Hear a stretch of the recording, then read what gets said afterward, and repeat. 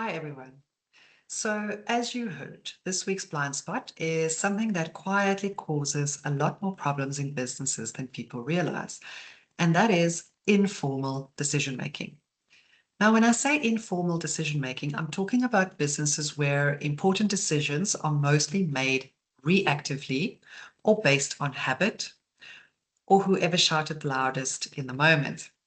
And to be honest, this is incredibly common in financial planning practices, especially in businesses that grew quite quickly or businesses where the founder has always been heavily involved in everything.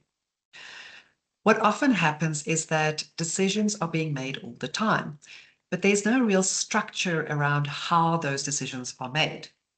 One person decides something in a meeting, another decision gets made in the passage after a client review. Something changes operationally, perhaps because that's how we handled it last time. And before long, the business is operating almost entirely on informal understanding instead of clear decision-making frameworks. Now, in smaller businesses, this can feel normal for quite a long time because everyone knows each other, everyone talks all day, and things just get done. But the problem is that as the business grows, informal decision making starts creating confusion very quickly. And again, the reason is quite understandable. Most financial planning practices don't start with formal governance structures, they evolve over time. In the beginning, decisions are usually quick. The founder decides something, everyone adapts, and the business moves on. And in fairness, that agility is often one of the reasons the business succeeds early on. But as the team grows and the responsibilities become more complex, that same informal approach can start creating problems. Because now different people may have different understandings of what was decided, or why it was decided, or who was actually responsible for implementing it. And that's where things start slipping through the cracks.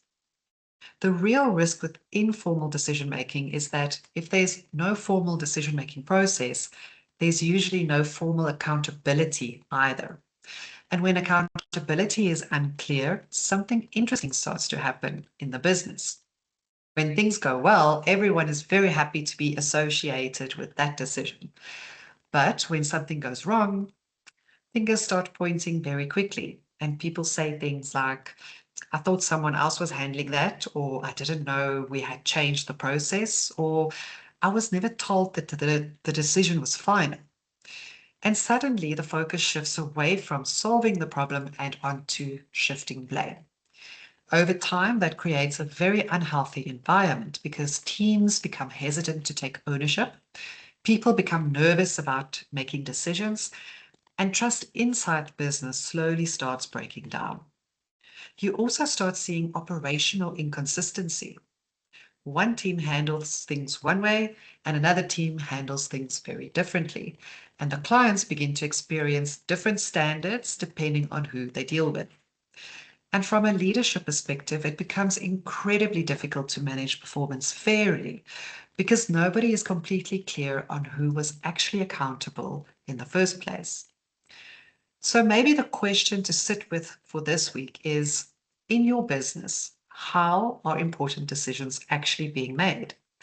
And if something goes wrong tomorrow, would it be completely clear who made the decision, who approved it, and who was responsible for implementing it?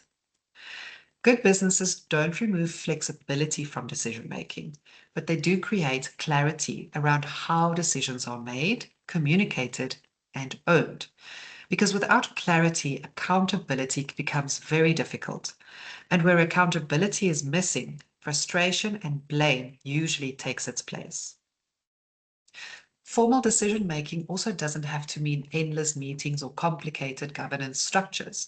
Sometimes it's simply about slowing down long enough to properly define what was decided, why it was decided, and who is responsible for what happens next.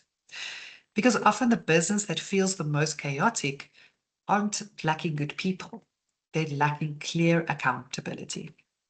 Thanks, everyone, and I'll see you again at the next Blind Spot segment.